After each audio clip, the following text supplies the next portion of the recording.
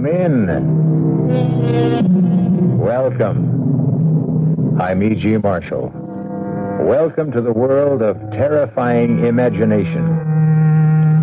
In 1843, a Dr. James Braid of Manchester developed the art of being able to produce trance sleep. Of course, he was not the first. That honor belonged to Friedrich Anton Mesmer. But Dr. Braid did coin the name of this both beneficial yet potentially disastrous parascience, hypnotism.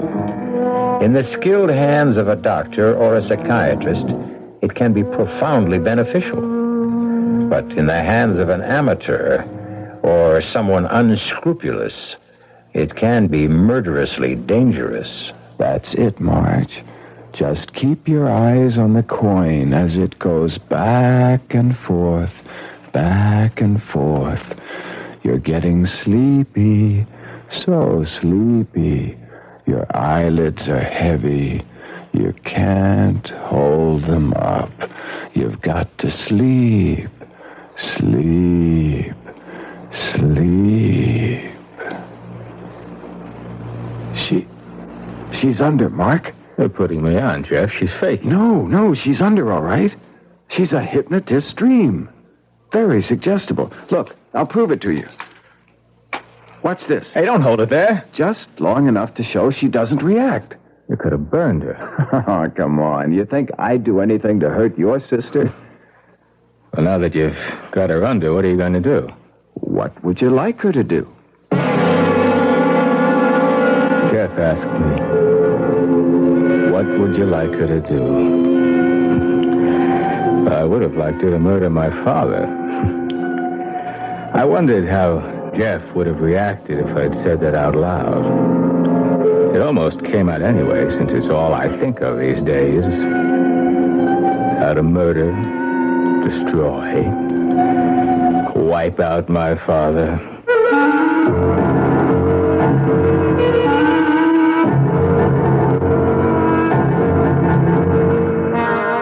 Our mystery drama, Murder with Malice, was written especially for the Mystery Theater by Ian Martin and stars Marcia Rod and Ira Lewis. It is sponsored in part by New Sugar-Free Diet 7-Up and Buick Motor Division. I'll be back shortly with Act One.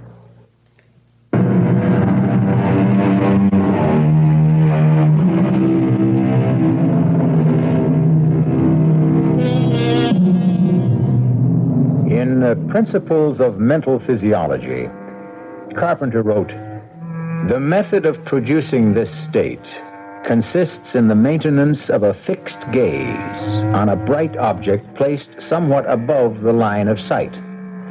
A light behind the subject shining on the bright object, a coin, a jewel, a small mirror, is very helpful, and a darkened room. Once the subject is in the trance, he or she is open to post-hypnotic suggestion. Luckily for our peace of mind and their father's health, Marge is the subject, and not the bloodthirsty Mark." Ever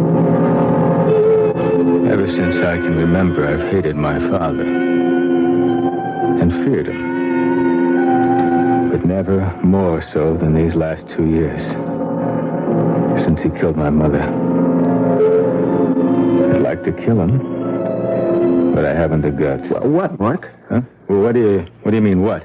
What do you want me to ask Marge to do? Don't tell me I'd put you into a trance, too. No, Look, what sort of thing can I ask? Anything within reason. I mean, she won't do anything to hurt herself, or to hurt someone else, or steal, or anything that goes against her natural instincts. Let's keep it simple. You know what you ought to ask her to do? What? Marry you. She's got a chance to shake this scene and have some kind of decent life of her own and get away from that monster upstairs, and she won't take it. She loves her father. That murdering... Hey, come on, take it easy, Mark. He killed my mother. It was a car accident. He was going 90, and he was drunk when they crashed. It's a miracle anyone came out of it alive. It's a pity it had to be him. He got off lucky. Lucky? A shattered pelvis? Condemned to drag himself around on canes for the rest of his life? I hope he never knows a moment when he's not in pain. Hey, Mark. Come on, let's knock it off. I want to bring Marge out of the trance. Well, wait a minute. We've got a bet going here. You claimed you could prove post-hypnotic suggestion, didn't you? Yeah? Well, suppose you... Damn, that grandfather clock drives me crazy. Old man's pride and joy hasn't missed a chime since the day he was born. Did it wake Marge? No. She'll stay under till I bring her out of it. What were you going to say before? Well, suppose you were to tell Marge to hit up the old man for $5,000 tomorrow at breakfast. Would she do it? Well, she might if she thought it was justified. Well, tell her I need it to pay off some debts. Do you? What's the difference? She won't get it? No, Mark, I'm sorry. No go. No, if you want Marge to try to get money for you, you ask her directly, when she's fully conscious. Like I figured the two of you are just putting me on. Oh, no. No, I'll prove that to you. Marge? Marge? Yes? I want you to do something for me. Tomorrow morning. All right. What time's breakfast? 9 on the dot. Another of the old man's fetishes. Okay. Now, Marge, I want you to come down and be at the breakfast table at 2 minutes to 9 tomorrow morning. Then, when the clock strikes 9, on the last chime, no matter what's going on, you will say, "Hickory-dickory-dock. The mouse ran up the clock. The clock struck 9, and I feel fine. Hickory-dickory-dock." And you won't remember you said it. Will you do that? Yes? I won't forget. No? You've been having a nice rest. But it's time to wake up and feel refreshed and relaxed. You will wake up when I say now. Now. I feel as if I... What are you staring at? The two of you. Jeff, did it work? Mm-hmm. What, you really put me under? About 10 minutes. Oh, that's scary. You know, why, if you can make me draw a blank like that, you can make me do anything. Oh, no, don't worry. I couldn't make you do anything you didn't really want to. I should hope not. Where did you learn this handy little parlor trick? Well, I once took some courses in parapsychology. Do you feel relaxed, Marge? Is your headache gone? I have to admit I do. And no headache. I really feel as if I'd had a whole night's sleep. You're a master magician. No, anyone can do what I did, provided he has the right subject, and that person is willing. Not that I'd advise it, though. It's a dangerous thing to fool around with. But, your friend uses it in his practice. Dr. Frank? Oh, yeah. Occasionally, if it's indicated. Actually, he's relatively conservative for a psychiatrist. I don't need him. Well, honey, I'd like to see you get rid of those headaches. I'm not a candidate for the couch yet. Well, I guess I'll hit the sack. Thanks for the fun and games. Good night. Night, little bud. Night, Mark. Little brother? Didn't you ever know? I was the first twin to arrive. It's only one of Mark's resentments. He's the one who really needs analysis. Marge, Mark's problems are his own. Yours are something I want to see solved. I don't know why you waste your time with me. If I had any sense in this mixed-up noodle of mine, I'd marry you, have 4 children, and live happily ever after. But I just can't. Because you feel yourself tied to your father. I can't leave him alone, Jeff. I love him. I think, for your sake, Jeff, you'd better forget me. Will you do me one favor first? Will you just go to see Dr. Frank for a few visits? You think I'm that bad off? Well, Marge, you've been pretty mixed up ever since the accident. I know. Okay, Jeff. Maybe you're right. Let me think about it, and maybe I'll call your Dr. Frank tomorrow. Tomorrow? What is it, Jeff? Nothing. It isn't important. It'd be more complicated to undo than to do now. I'll call you then and explain.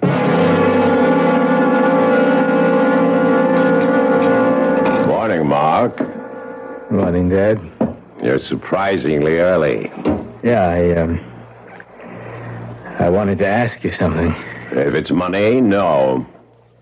Dad, I'm in bad trouble. Well, then dig yourself out. Dad, Mom left me money that will come to me when I'm 30. Why can't I? Very wise of her.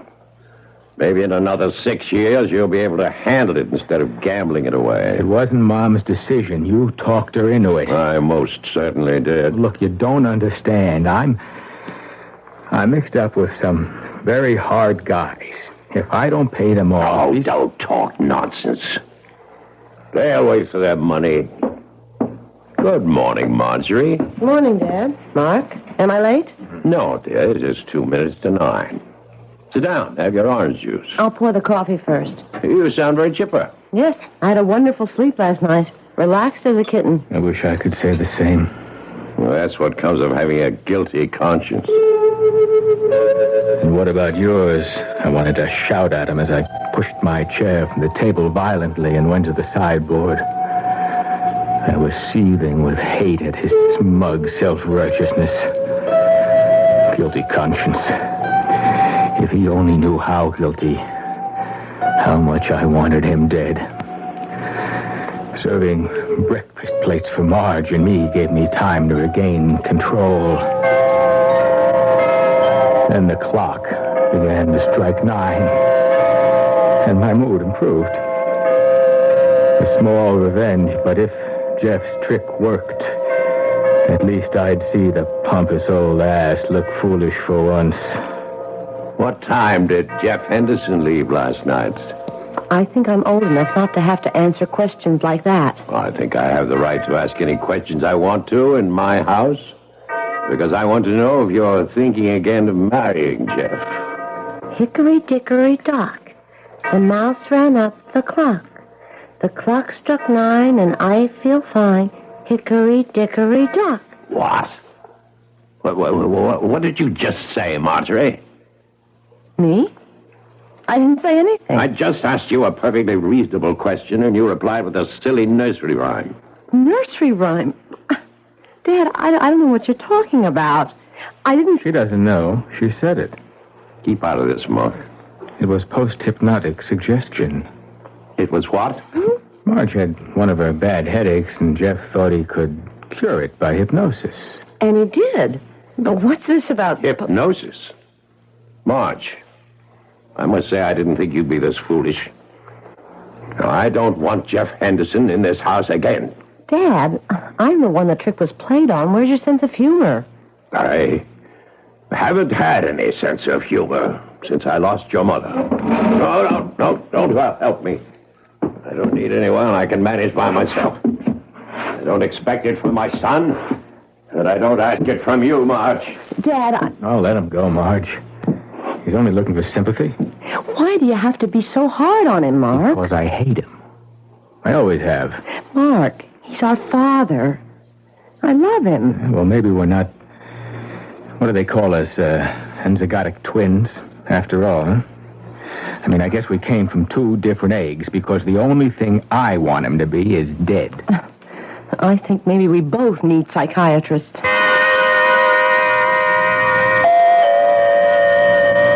I'll get it, Williams. Yes? Are you Mark Prentice? Yes. Well, open up, fella. Let me in. Oh, now you don't want to see artillery, do you? Benny? Yeah, he sent me. What do you want? Oh, boy. Benny must be going soft. He lets you into him for 15 big ones. Now, look. I'm going to pay him. Oh, I know you're going to pay him. But when? Like, what's on account? I haven't got anything right now, but Benny knows that I come into my own money when I'm 30. You got 2 weeks, fella. 2. the whole account. Otherwise, a couple of broken legs, a little treatment around the kidneys, you carry the rest of your life. And we'd still be waiting for the payment. You get the message. I'm scared. And I've never been so scared in my life. And I'm caught. They mean business. And I'll never change my father's mind. I'm going to have to kill him. But how? How?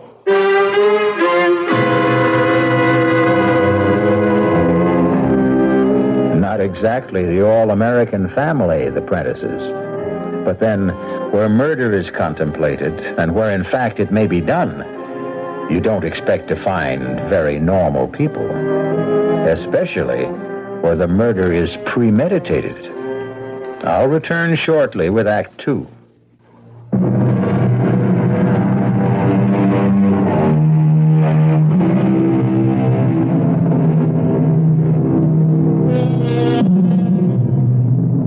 Almost 2 weeks have passed, and Mark has not been able to take any action towards solving his problems. Marge, at least under Jeff's urging, has had several sessions with Dr. Frank. And Harvey Prentice has continued to be himself. Domineering, selfish, callous to any problems but his own. Mark? Yeah, Dad. What is it? Where the devil is Marjorie? I think she's with a psychiatrist. What does she need with a psychiatrist? You'll have to ask her that. Oh, not again. I trust she's not going to be late for dinner this time. Search me. Well, when she comes in, I'm in the study. Oh, by the way, I see you appear to be all in one piece. No bruises, no damage. Did you pay off your debts? No. Well, I told you nothing would happen. I've got 2 days left to come up with the money. Look, Dad. No. Not from me. Do you know that I'm scared to go out of the house? Has it ever occurred to you that you should? And get a job? That's the way to pay your debts off. I couldn't pay my debts off with any job I can get. Perhaps you should have thought of that before you ran them up. Oh, it's easy to hate my father. And even the fact of murdering him would not be all that hard. It's just how to do it without being found out. It never occurred to me that my sister might provide the answer. Marge! Jeff, what are you doing here? I knew you had an appointment with Dr. Frank. I have the car, so I thought I'd wait and drive you home. I don't feel like talking, Jeff. Marge, I haven't seen you in almost 2 weeks. You won't even answer my phone calls. Are you mad at me? Not exactly. Is it that silly stunt I pulled with that post-hypnotic suggestion? No. Well, it's ever since that evening. I know. All right. Let's get in the car and you can drive me home. Sure.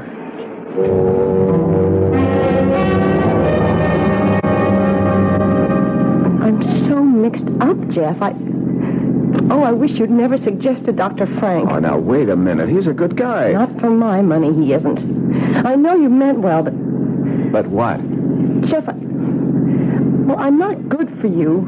Mark and I are all screwed up somehow. The whole family, we're Jonahs. Keep away from us. Marge, nothing you can say. Why won't you listen to me? I don't want to see you anymore. I can't. There's nothing to explain. I have such a headache. Well, maybe I ought to stay and give you another hypnotic treatment. No. Nobody else is getting inside my head anymore but me. Please, let's just make this goodbye. I don't want to see you again. Marge, wait a minute.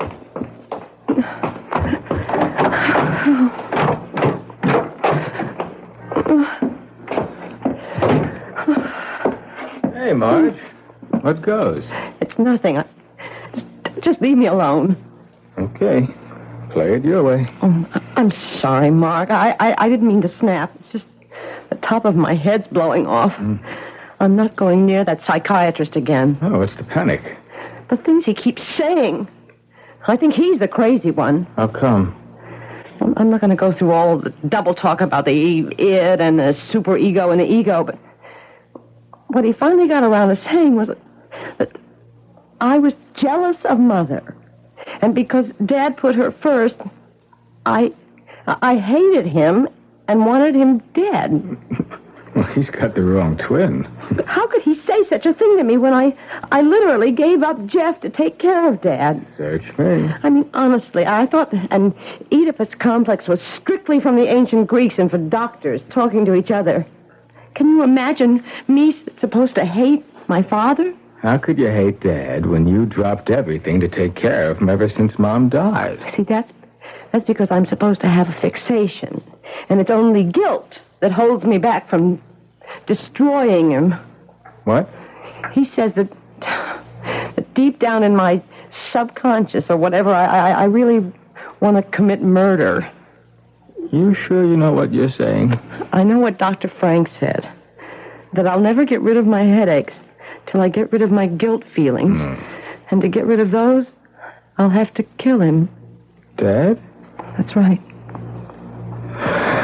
Well, there's a quicker way to get rid of headaches than that. How? We'll get old Jeff back to hypnotize you again. No. Jeff and I are through. I told him that tonight. Well, if you really want to get rid of a headache, well, I could have a shot at the hypnosis route. Jeff said anyone could do it. No, thanks. I'm taking my headache to bed. I won't be down for dinner. Of course, I didn't have the idea right then. But some instinct was nudging me that somewhere, somehow, there was a way out for me. But before I could follow the thought through, the phone rang.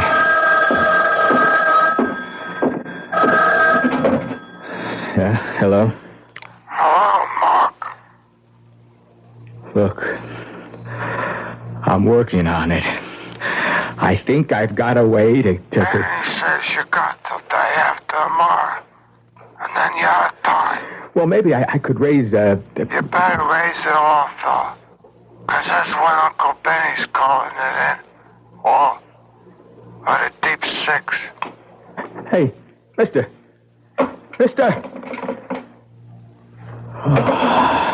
Who was on the phone, Mark? Someone for me, Dad. Did I hear your sister come in? Oh, yeah. Yeah, a few minutes ago. Well, did you tell her I wanted to see her in the study? No. Damn it, face me when I talk. Why not? Because she didn't want to see you. She wasn't feeling well. She went up to bed. Before dinner? She said she didn't feel like eating. And neither do I. What's the matter with you? I'm scared, Dad. That's what's the matter. I'm scared so bad I'm sick. Why? That was some hard guy on the phone. Benny's man. Who's Benny? The man I owe money to. Look, you've got to let me have it. No. You don't understand. If I don't come up with it the day after tomorrow, they could kill me. Don't be ridiculous. All I'm asking is to give me my part of the money that Mom left. Marge got hers. Marjorie could be trusted. You cannot. Please. I'm not your mother, Mark. You haven't got her around to bail you out anymore the way she used to. This time it's your problem and no one else's.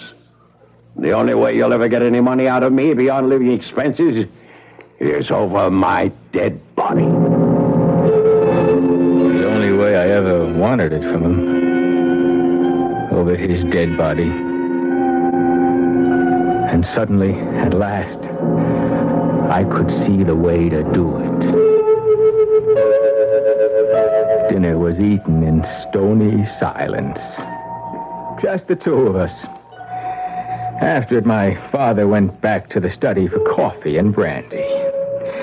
I sneaked upstairs to my father's bedroom, which had been my mother's, too, and searched quickly through her drawers to find what I wanted.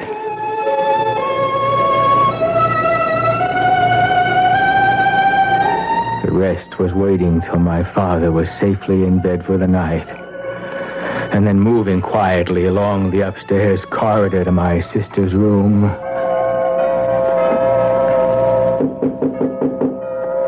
Who is it? Mark. May I come in? I suppose so.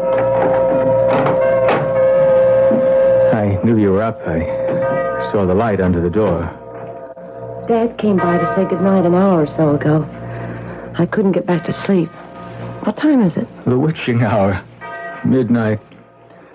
Do you mind if I sit on the other bed for a moment? It's all right. My bed light in your eyes? No. It's just fine. How's the headache? Splitting. I wish I had some magic remedy. I'd just like to go to sleep tonight and never wake up again. No, you don't mean that. I do tonight. What's that swinging in your hand? That's a memento from better days. Remember, it's Mom's tick-tock watch. Oh, I haven't seen that in years. It's still so shiny. Where'd you get it? Oh, I've had it a while. Remember how when we were kids she used to put us to sleep with it? The tick-tock watch. Tick-tock, tick-tock, back and forth. My eyes used to get glued to it. Tick-tock, tick-tock, back and forth, till I began to get so sleepy. So sleepy. So sleepy. Sleep, Marge. Sleep. Keep your eyes on the watch. Yeah, your eyelids are getting heavy. Heavy. So heavy. You've got to sleep. Sleep. Sleep. Marge. Marge? I can't believe it. She can't feel the flame. Marge, you're asleep. But you can hear me. Yes, I hear you. Who am I? You're Mark. Am I your brother? Yes, Your twin? yes, Do you know our father? yes. How do I feel about him? You hate him. How do you feel about him? Marge, I asked you. How do you feel about him? I hate him too. Would you like to kill him? Yes. I've always wanted to. I want to kill him. I could hardly believe my luck. And just in time to save my neck. The perfect weapon for the perfect murder. My sister. But did I dare to use it? To hurt her instead of being hurt myself? What would they do to her? What would happen to her if I did what I was planning? And would it even work? What were the odds on the biggest gamble I would ever take in my life?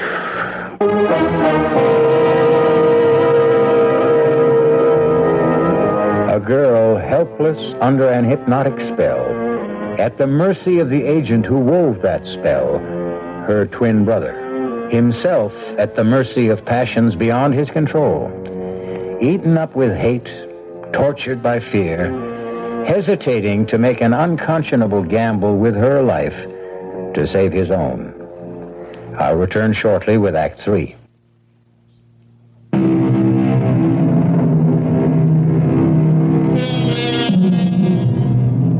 Marge lies still, her eyes wide open, but unseeing. Alongside, her brother Mark sits his mother's watch still swinging its pendulum arc in his hand, unnoticed as he wrestles with the conscience which holds him back from this ultimate gamble. The gamble? Can anyone under hypnotic influence be induced to commit murder? If she killed, they'd never do anything to her. There's a whole history. The encephalitis she had as a kid, the nervous breakdown after Mom died. She's going to a psychiatrist now. Sure, I can get her off. Temporary insanity. Yeah, that's it. Only will it work? What was it Jeff said? She won't do anything to hurt herself, or to hurt someone else, or steal, or do anything that goes against her natural instincts. Natural instincts. What does that mean?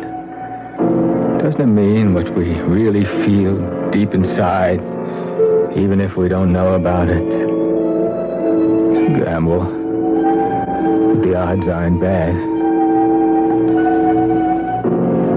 It's Mark, Marge. Can you hear me? I hear you. Remember a couple of weeks ago when Jeff was here and we got off on the hypnosis kick? Yes, I remember. And what started it? I don't know. I think, yes, talking about being kids. Remember how even then Jeff was into the psychic bit? Yes. The funny cards and guessing and trying to reach each other's minds. And who was the best? We were. Why? Because we're twins.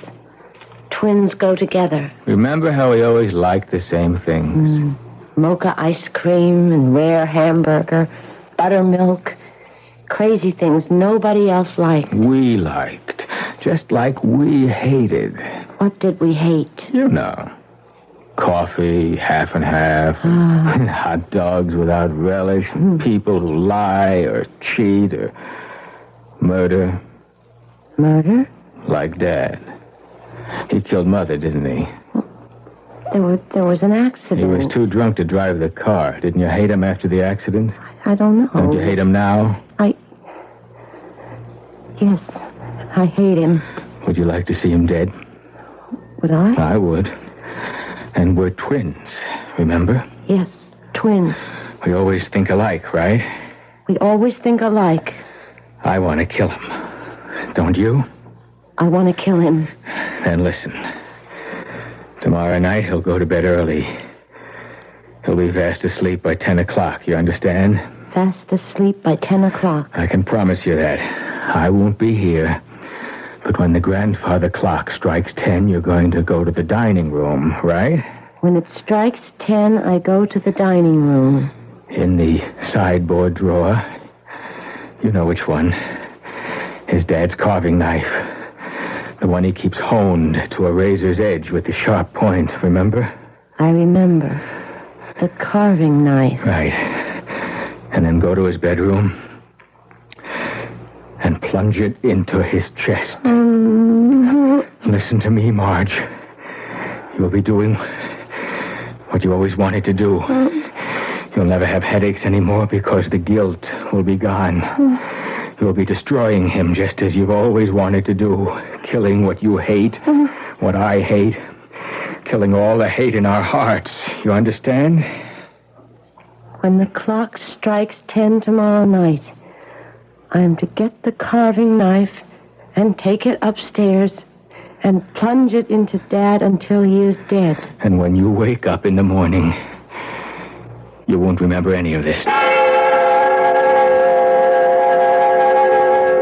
I didn't sleep much that night, and next day was an endless nightmare. By the time dinner was over, I was a wreck. But the real strain was just beginning. No, it was no sweat to slip the barbiturate in Dad's coffee, and later to help him up to bed half comatose and get him settled snoring for the night. It was after the clock chimed 8:30 that I finally left the house to establish my own alibi. Stopping carefully, I might add, on the way out to make sure the clock was wound, although my father was usually infallible in seeing that it never ran down. And then I left the house.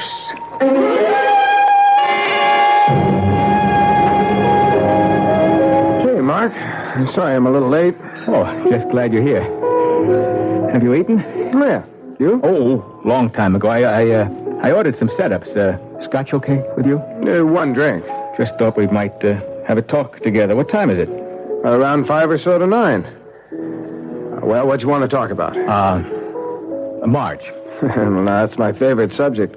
You aren't the bearer of good news by any chance? Good news? Well, that she's changed her mind about me and I might have some kind of a chance with her? Oh, that's something we might discuss, Jeff. Let's have another drink first.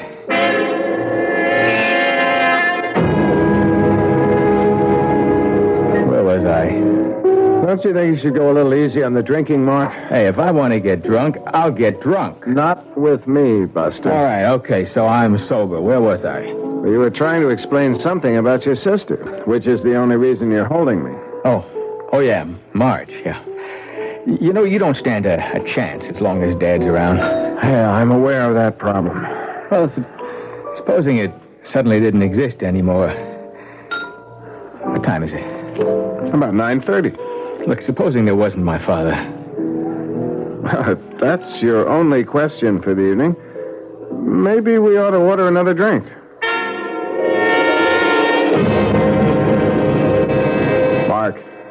Mark. Huh?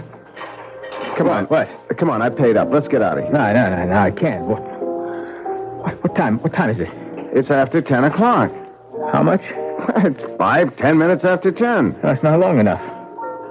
I got to stay here a while. Okay, suit yourself. I'm going home. Hey, we haven't finished talking. As far as I'm concerned, we have. I want to tell you about Marge. Look, whatever you had to tell me about Marge, if you ever had, it's too late for you to make any sense tonight. Either you come with me now and I'll drop you home, or stay. Get as stoned as you want. I'd rather stay. Just a little longer. Doesn't matter anymore. My hands, my feet, everything seemed like lead from the moment 10 o'clock had passed. Before I'd been fired up, nervously tensed, hard put to act normal. Now the drinks meant nothing. I wanted to call it all back. I stumbled to my feet. I rushed out of the bar. In the cab back to the house, I had all sorts of fantasies. Sometimes when the clock got overwound, it would stop. If it hadn't struck 10, maybe my father was still alive. And the other fear, how did I expect my amateur hypnosis would work?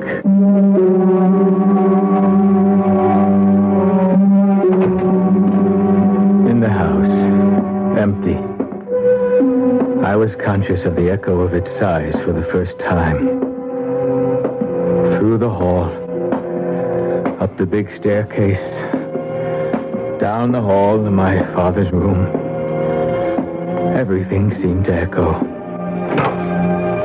Carefully, I opened the door to my father's room and listened. No sound.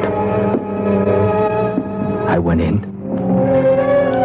I looked at my father where he lay, lit by a lamp on the far wall over the dressing table. The first thing I was conscious of was that he was breathing.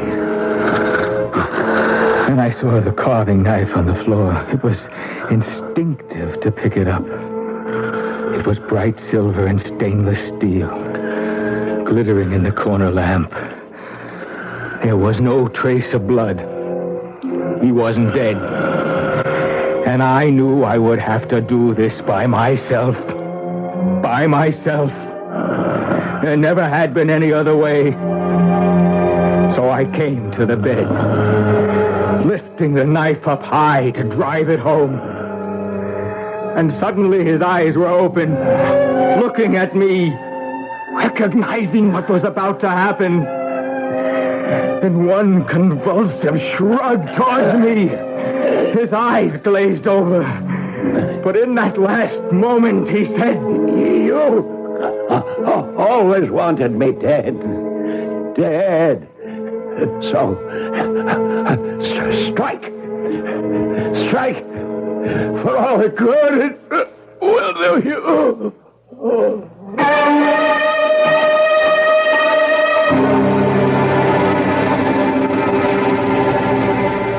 he's dead, as you wanted him to be.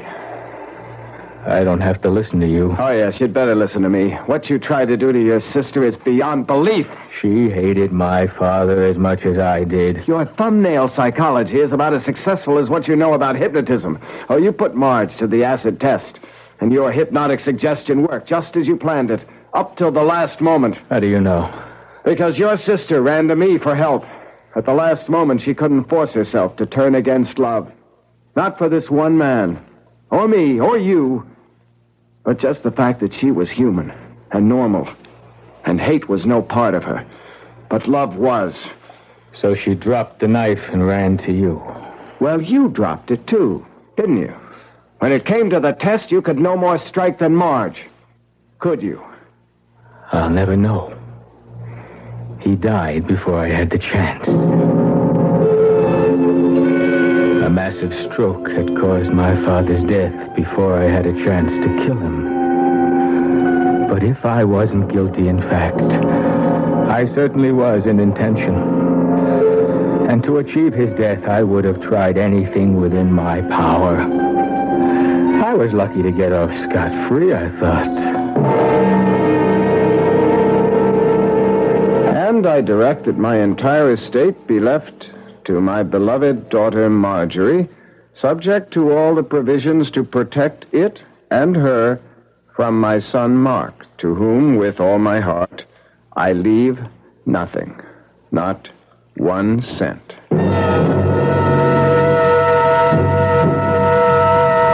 As attorney for the estate, Mark, I'm going to make sure your father gets his wish.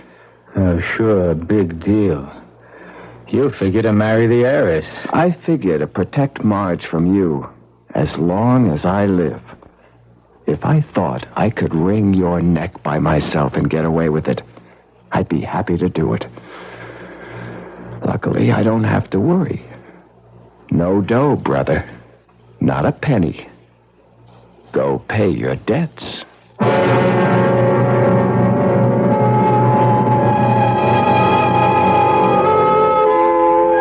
Can one be hypnotized and led to kill?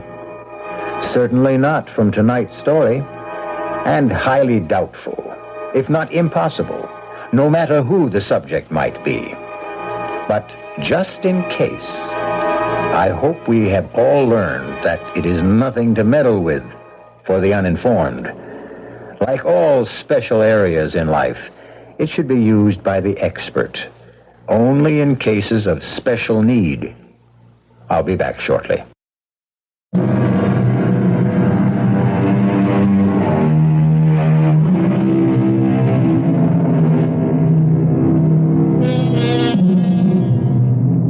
It was some time before Marge and Jeff were married, but once they were, the shadows and cobwebs were wiped away.